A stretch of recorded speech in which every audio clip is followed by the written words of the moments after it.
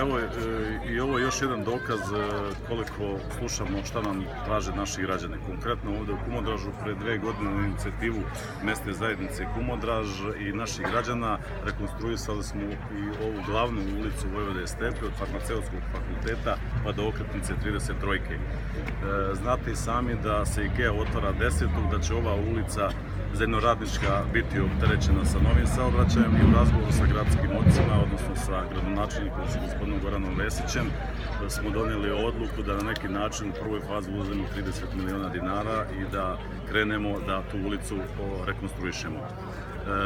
Vi sami znate također na inicijativu građana da smo otvorili liniju 406L, isto koja ide u Zemljoradničku ulicu zbog nekih 20-30 naših đaka, prvaka koji treba da krenu u osnovnu školu.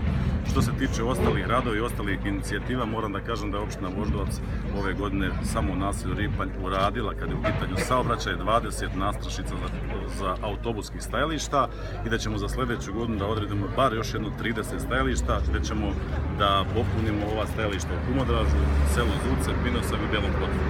Sada u ovom momentu na teritoriji gradske opštine Voždovac također se rekonstruiše ulica u Zucama, prva nova, u dužini od neka 2,6 km. Čim se ti radovi završe, prolazimo u Pinosavu, imamo da uradimo neki 1,6 km. Tako da kažem, inicijative građana slušamo i nadamo se da ćemo dalje u dobroj saradnji sa gradom Beogradom ono što nam naši građani predlože to i uraditi.